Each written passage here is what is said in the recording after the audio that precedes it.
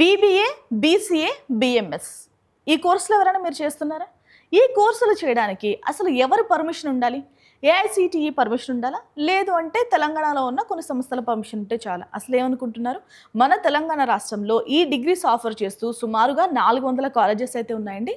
వీటికి AICTE permission అయితే compulsory అంటూ కూడా ఆ సంస్థ అయితే స్పష్టం చేసింది. సో దీనికి సంబంధించిన డీటెయిల్స్ అయితే ఈ వీడియోలో చెక్ చేద్దాం. ఎందుకు అంటే అనుమతులు లేకుండా మనం డిగ్రీస్ చేసిన ఆ డిగ్రీ అయ్యేలోపు ఆ విషయం పైన క్లారిటీ వచ్చింది అనుకోండి, వెల్ అండ్ గుడ్. కానీ డిగ్రీ అయిపోయిన తర్వాత దీనికి ఏఐసిటిఈ అనుమతి లేదు, మీ డిగ్రీ చల్లదు అంటే 3 సంవత్సరాలు వేస్ట్ కదా. సో అందుకు పర్మిషన్స్ ఉన్న కాలేజ్లోనే మనం ఖచ్చితంగా చదవాలి. సో దీనికి సంబంధించి క్లారిటీ తెచ్చుకుందాం.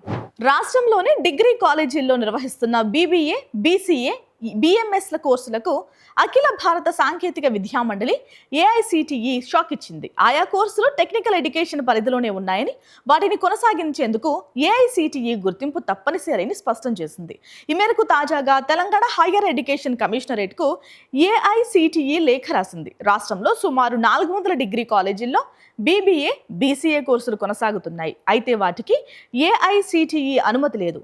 టీజీసీహెచ్ఈ మాత్రం తమకు 3 ఏళ్ల పాటు అనుమతి అంటే 2026-27 విద్యా సంవత్సరం వరకు ఉందని చెబుతూ వచ్చింది. ఈ క్రమంలో హైయర్ ఎడ్యుకేషన్ అధికారులు ఏఐసిటిఈకి లేఖ రాయగా స్పష్టతనిస్తూ రిప్లై ఇచ్చారు. ఇక 1987 ఏఐసిటిఈ చట్టం సెక్షన్ 2 క్లాజ్ G ప్రకారం ఇంజనీరింగ్, టెక్నాలజీతో పాటు మేనేజ్మెంట్ కూడా టెక్నికల్ ఎడ్యుకేషన్ కిందకే వస్తుందని తెలంగాణ అధికారులకు పంపిన లేఖలో ఏఐసిటిఈ అడ్వైజర్ మోరే రాములు స్పష్టం చేశారు. ఇప్పటి వరకు డిగ్రీ కాలేజీలు కేవలం యూనివర్సిటీల అనుమతితోనే ఈ కోర్సులను నడిపిస్తూ ఉన్నాయి. కానీ ఇకపై అకాడమిక్ ప్రమాణాలు, మౌలిక సదుపాయాలు, ఫ్యాకల్టీ నియామకాల్లో నాణ్యత పెంచేందుకు ఏఐసిటిఈ నిబంధనలు పాటించాల్సిందేనంటూ తేల్చి చెప్పింది. ఇక్కడ ఇంకొక విషయం ఏంటంటే తెలంగాణలోని వర్సిటీలకు అనుబంధంగా ఉన్న అన్ని ప్రభుత్వ, ప్రైవేట్ డిగ్రీ కాలేజీలకు ఈ నిబంధనలు వర్తిస్తాయి.